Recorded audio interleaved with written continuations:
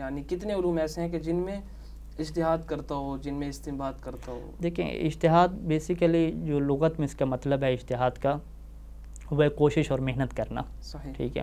اور ہم جو فقہ میں اس کا مطلب لیتے ہیں کہ قرآن و حدیث سے حکم شرعی نکالنے کا ملکہ اور قدرت. جس فقیہ کے پاس یہ صلاحیت آ گئی ہے کہ وہ قرآن اور حدیث سے حکم شرعی کو نکال سکتا ہے، اپنے اوپر بھروسہ کر کے، کسی کی پیروی کر کے نہیں، کسی کی تقلید کر کے نہیں، اپنے اندر اس کی صلاحیت ایسی ہے کہ وہ خود ہی قرآن اور حدیث کو مطالعہ کرے اور اسے حکم شرعی نکال سکتا ہو، اس کے اوپر صلاحیت رکھتا ہو، تو اسے ہم کیا کہتے ہیں کہ اس کے پاس اجتہاد ہے، یعنی اس کے پاس اجتہاد کی صلاحیت موجود ہے. اور یہ جو صلاحیت ہے یہ کیسے آتی ہے؟ بنیادی طور پہ دو چیزوں میں ہم تقسیم کرتے ہیں. پہلی چیز تو کیا ہے کہ قرآن اور سنت جو کہ ہمارا اسلام جس کے اندر نازل ہوا، ایک اسلام کا منبع ہمارے پاس کیا قرآن ہے، اور دوسرا اسلام کا منبع ہمارے پاس جو چشمہ ہے وہ احادیث کا ہے. دو ہی چیزیں ہیں. تو یہ فقیہ ایسا ہونا چاہیے کہ جسے قرآن اور حدیث کا کم از کم پہلے مرحلے میں پہلا مرحلہ کہ خود سے ترجمہ کرنا آتا ہو، خود سے قرآن کا مترجم ہو، خود سے قرآن اور حدیث کو سمجھتا ہو. اب خود سے قرآن و حدیث کو سمجھنے میں جو پہلی چیز آتی ہے وہ چیز یہ آتی ہے کہ وہ کسی ڈکشنری والے پہ اعتماد نہ کرتا ہو، کیونکہ ہم علم اصول فقہ میں یہ بات پڑھتے ہیں کہ قول اللغوی لیس بحجۃ، کہ ڈکشنری والا اگر کسی لفظ کا معنی بتا رہا ہے تو وہ ڈکشنری والی کی بات آپ کے لیے حجت نہیں ہے. اور یہ پریکٹیکل بھی ہے ہمارے پاس، کیونکہ جو اکثر عربی کی قدیم ڈکشنریاں لکھنے والے ہیں اور ان میں جو اکثر تعداد ہے وہ اہل تشیع اور مؤمنین حضرات کی نہیں ہے، ولایت علی علیہ السلام کے ماننے والوں کی نہیں ہے. اب ان لوگوں نے جو لغت کے معنی لکھے، جو عربی الفاظ کے انہوں نے معنی لکھے، وہ اپنے مذہب کے مطابق لکھے. کہ بہترین مثال ہمارے پاس لفظ غنیمت کی ہے کہ انہوں نے لفظ غنیمت کا مطلب کیا لکھا، جو جنگ سے حاصل ہوتی ہے، حالانکہ لفظ غنیمت کا جو مطلب تھا فائدہ تھا، کوئی بھی انسان کو فائدہ حاصل ہو. اور اسی سے حکم شرعی آگے تبدیل ہو جائے گا کہ اب قرآن کہے گا کہ غنیمت کا خمس نکالنا ہے تو وہ کہیں گے نہیں فقط جنگ ہوگی تو پھر خمس نکالیں گے. ہم کہیں گے نہیں، غنیمت کا جو مطلب ہے وہ کیا ہر قسم کا فائدہ ہے. لہذا پہلے مرحلے میں فقیہ جو ہے وہ لغات اور ڈکشنری کے اوپر عبور حاصل کرے گا اور وہ علم فقہ اللغہ پڑھے گا. فقہ اللغت ایک ایسا علم ہے کہ جو متروک ہے، زیادہ نہیں پڑھایا جاتا.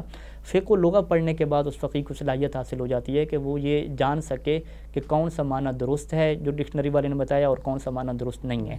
اور ظاہری بات ہے اس کے لیے اس کو قدیم عربی زبان کا لٹریچر پڑھنا پڑتا ہے کہ معصوم کے زمانے میں جب یہ لفظ بولا جاتا تھا تو کون سے معنی میں بولنا جائے گا. تو پہلی چیز جو حدیث کو سمجھنے کے لیے، قرآن مجید کو سمجھنے کے لیے جو پہلا علم ہوگا اس علم کو ہم علم فقہ اللغہ کہیں گے. اس کے ساتھ ساتھ پھر الفاظ کا جب اس کے پاس ذخیرہ آ گیا، پھر الفاظ کی پہچان کے لیے ظاہری بات ہے اسے علم چاہیے، اسے ہم علم صرف کہتے ہیں. پھر ہم جو ہے وہ الفاظ کو آپس میں جوڑا، جو اس کی زیر زبریں لگ رہی ہیں، حرکت لگ رہی ہے، اس کے لیے اسے علم نحو چاہیے. دیکھیں یہ بات تو طے ہے کہ قرآن مجید کی جو زیر زبر ہے اس میں کوئی اختلاف نہیں ہے، لیکن جو ہماری احادیث کی کتابیں ہیں ان کی زیر زبر میں تو اختلاف ہے. اب عربی زبان ایسی ہے کہ جس میں زیر زبر ہو، واو کا اضافہ ہو تو اس سے معنی میں تبدیلی ہو جاتی ہے. لہذا ضروری ہے کہ فقیہ خود علم نحو جو ہے اس کا ماہر ہونا چاہیے تاکہ وہ خود فیصلہ کر سکے، کسی کے اوپر ڈیپینڈ نہ کرتا ہو. تو یہ علم صرف اور علم نحو ہو گیا. اور اس کے ساتھ ساتھ وہ بلاغت اور فصاحت کا اسے علم ہو، جسے ہم کیا کہتے ہیں، علم المعانی کہتے ہیں، علم البلاغت کہتے ہیں، کہ اس سے پتہ ہو کہ فصاحت اور بلاغت میں یہ لفظ جب بولا جاتا ہے تو اس سے کیا مطلب لیا جاتا ہے. تو یہ جو علوم ہے ابھی جو ہم نے گنوایا، علم فقہ اللغہ ہو گیا، علم صرف، علم نحو اور علم بلاغت، یہ چار علوم ایسے ہیں کہ جس کے اوپر مہارت حاصل کرنے کے بعد فقیہ کو آپ کہہ سکتے ہیں کہ وہ خود سے مترجم بنتا ہے. خود سے مترجم کیا مطلب کہ وہ کسی ڈکشنری والے پہ بھروسہ نہیں کر رہا، خود سے وہ علم اور یقین حاصل کر رہا ہے کسی معنی کے صحیح ہونے کا. وہ کسی زیر زبریں لگانے والے پہ بھروسہ نہیں کر رہا، خود سے روایات کی زیر زبریں لگا رہا ہے اور وہ خود سے کیا ہے ترجمہ اس کا کر رہا ہے. تو یہ چار علوم پہلے مرحلے میں ضروری ہیں کہ کم از کم وہ خود سے روایات کو سمجھے گا ترجمہ. پھر اس کے بعد اگلا مرحلہ آتا ہے کہ روایات کو جوڑ کے آپس میں کہ کون سی عام ہے، کون سی خاص ہے، کون سی ناسخ ہے، کون سی منسوخ ہے، کون سی مطلق ہے، کون سی مقید ہے، کون سی محکم ہے، کون سی متشابہ ہے، ان چیزوں کو آپس میں جوڑ کے کیا نتیجہ نکالے گا. اس میں سب سے پہلا مرحلہ کیا آتا ہے، علم الرجال کا مرحلہ آتا ہے. کہ علم الرجال کیا مطلب، کیونکہ دیکھیں یہ بات طے ہے کہ قرآن مجید جو ہے وہ تواتر سے ہم تک پہنچا ہے. اس میں آپ یہ بات نہیں کر سکتے کہ کیا یہ آیت درست ہے یا درست نہیں ہے. لیکن جو احادیث ہیں، احادیث کے بارے میں ایسا کوئی دعویٰ نہیں ہے کہ حدیث کی کتاب قرآن کی طرح بالکل صحیح ہے، کہ کہ جس میں آپ دوسری بات ہی نہیں کر سکتے. لا ریب فی. احادیث کے اندر لا ریب فی کا کوئی چکر نہیں ہے اس میں، بلکہ خود معصوم نے فرمایا ہے، گزشتہ اقساط میں ہم بیان کر چکے ہیں کہ اس میں تو سب کچھ مکس ہو چکا ہے، جھوٹ تک اس میں مکس ہو چکا ہے، عام خاص اس میں مکس ہو چکے ہیں. تو لہٰذا اس کی بنیادی ذمہ داری یہ ہوتی ہے کہ وہ کتاب کے جو نسخے ہیں جو احادیث کے ہیں ان کی معرفت حاصل کرے، پھر جن لوگوں کے توسط سے یہ نسخے ہم تک پہنچے ہیں ان لوگوں کے بارے میں تحقیق کرے، پھر جو روایت بیان کرنے والے راوی ہیں ان کے بارے میں تحقیق کرے، کم از کم وہ جو قابل اعتماد راوی ہیں ان سے وہ بات کو لے لے. جو مجہول انسان ہے تو اس سے تو کوئی اپنے 1000 روپے کے بزنس کے لیے مشورہ لینے کے لیے تیار نہیں ہے. تو آپ دین کا مسئلہ لے رہے ہیں ایک ایسے راوی سے کہ جس کا بارے میں آپ کو کچھ بھی علم نہیں ہے، ہو سکتا ہے کہ جعلی شخصیت ہو. تو لہٰذا اس کے بعد علم رجال اور حدیث کا مرحلہ آتا ہے کہ علم رجال اور حدیث میں آپ حدیث کی کتابوں کے بارے میں تحقیق کرتے ہیں کہ یہ کتابیں ہم تک کیسے پہنچی ہیں، کہاں سے پہنچی ہیں، اور پھر اس کے اندر جو رجال ہیں جو ان کو نقل کرنے والے راوی ہیں ان کی حیثیت کیا ہے، کیا وہ ایسے فرضی نام ہیں یا واقعاً امام کے اصحاب تھے. اگر وہ امام کے اصحاب تھے تو تاریخ اور شہرت اس کے بارے میں کس بات کے اوپر موجود ہے کہ کیا یہ قابل اطمینان بندہ تھا یا نہیں تھا. تو یہ کیا ہوگا ترجمے کے بعد، یہ دوسرا مرحلہ ہوگا کہ آپ کو یہ طے کرنا ہے کہ جو ہمارے پاس احادیث آ رہی ہیں یہ کون سی درست ہیں کہ واقعاً یہ امام سے صادر ہوئی ہیں. اس کے لیے علم رجال و حدیث ہو جائے گا. پھر علم رجال و حدیث کے بعد آپ نے روایات نکالی تو اب آپ نے اس سے کیا کرنا ہے، استنباط کرنا ہے، آپ نے حکم شرعی نکالنا ہے اس سے. تو اس کے لیے علم منطق کیا ہے آپ کے لیے ضروری ہوگا، کیونکہ علم منطق آپ کو سکھاتا ہے کہ آپ نے دلیل کیسے دینی ہے، استدلال کیسے کرنا ہے. وہ آپ کو بتاتا ہے کہ قیاس کیوں درست نہیں ہے. علم منطق میں پوری بحث ہوتی ہے کہ قیاس کرنا کیوں باطل ہے، کیونکہ یہ آپ کو صحیح نتیجے تک نہیں پہنچاتا. اور قیاس کیسے بن جاتا ہے کہ جب آپ دلیل میں یہ خرابی پیدا کریں تو ایسے قیاس بن جاتا ہے.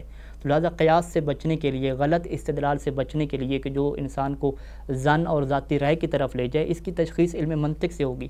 لہٰذا فقیہ کو تمثیل مراد ہے، تمثیل یعنی جو ہم منطق میں پڑھتے ہیں. اب مزید خیام بیان مشکل ہے کریں کہ ہمارے ناظرین کے لیے مشکل ہو جائے گا. منطق میں جو قیاس ہے وہ تو شکل اول ثانی، جی وہ ساری تفصیلات اس سے سیکھے گا منطق کے ذریعے سے، ٹھیک ہے، کیونکہ اس نے روایات سے استدلال کرنا ہے.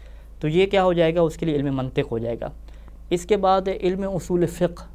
علم اصول فقہ کا مطلب کہ امام صادق علیہ السلام نے فرمایا تھا کہ ہم آپ کو اصول دیں گے اور آپ نے اس سے کیا نکالنے ہیں، فرعی مسئلے نکالنے ہیں. کیونکہ یہ قرآن اور حدیث اور اسلام کا یہ طرہ امتیاز ہے کہ قیامت تک آنے والا کوئی بھی مسئلہ ہو جائے، چاہے وہ جدید سے جدید مسئلہ ہو، اس کا حل قرآن و حدیث میں موجود ہے. اب وہ قرآن و حدیث میں کیسے موجود ہے، کیونکہ قرآن و حدیث نے ایک کلی پرنسپلز، ایک قواعد کے آپ کو دیے ہیں، اصول دیے ہیں.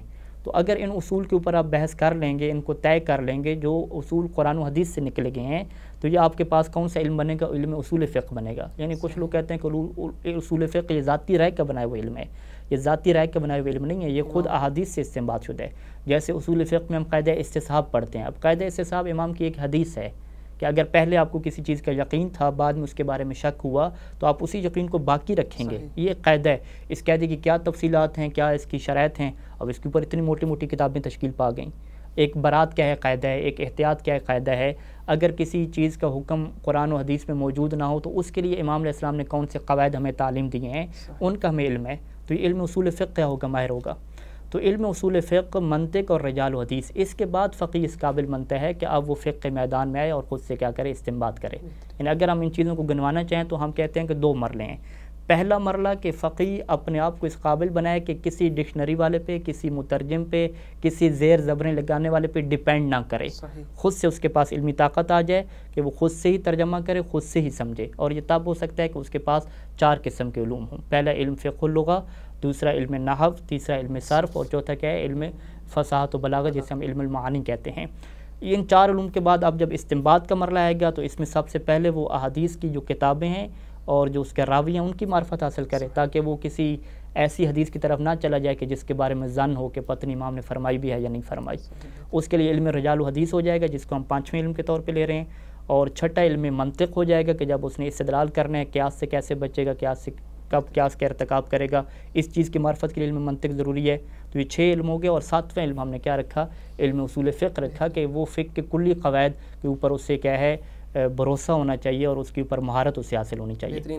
اور پھر ایک اور بات عرض کرتا چلوں کہ یہ جو علوم حاصل کریں گے، یہ ایسا نہیں ہے کہ آپ ایک دفعہ استاد سے پڑھ لیں، امتحان دے لیں، آپ کے 33% نمبر آ گئے، 7% نمبر آ گئے تو آپ ماہر ہو گئے. لیکن جو امتحان کا اور ایگزام کا سسٹم ہے، اگر فرض کریں ایک ڈاکٹر بنا اور اس کو ڈگری ملی اس کی ڈگری پہ کتنے پرسنٹ نمبر تھے؟ 70% تھے، یا 80% آپ کر لیں کہ 80% اسے ڈگری مل گئی. اس کا مطلب ہے کہ 20% جو اس نے کیا ہے وہ کیا کیا؟ اس نے غلطی کی ہے. 20% اس نے غلط لکھا ہے تبھی تو اسے نمبر نہیں ملے. اس کا مطلب اگر 100 مریض آ رہے ہیں تو 20 مریض کیا ہیں خطرے میں کیونکہ اس نے غلطی کی ہے. تو ہمارا جو فقیہ ہوتا ہے اس میں کوئی غلطی کا چانس نہیں ہوتا، اس میں اصلا ظن کی کوئی گنجائش نہیں ہے. 100% اسے چاہیے، اور 100% ان علوم کے اوپر مہارت حاصل کرنے کے لیے ظاہری بات ہے فقط امتحان کا مرحلہ کافی نہیں ہوگا کہ امتحان لیں اور ڈگری حاصل کر لیں. لہٰذا ہمارے یہاں کوئی ڈگری کا کنسیپٹ نہیں ہے، ڈگری کا کوئی ایشو نہیں ہے. ہمارے یہاں ایک فقیہ خود منوائے گا اپنے آپ کو، خود پڑھے گا پہلے، پھر پڑھائے گا، پھر اس کے پاس جو شاگردان بیٹھیں گے لوگ ہوں گے، خود اس کی گفتگو اور وہ خود اپنے آپ کو حوزے میں اور علمی مرکز میں ثابت کرے گا کہ مجھے ان علوم میں مہارت حاصل ہے. فقط ڈگری سے کام چلانا ہو تو یہ تو ایک ظن کی کیفیت ہو جائے گی کہ اتنے % آپ کے نمبر مل گئے ہیں اور باقی کیا ہے، اس کا مطلب ہے دین خطرے میں آ گیا باقی. تو ایسا کوئی بھی چانس کیا ہے فقیہ کوئی نہیں لیتا.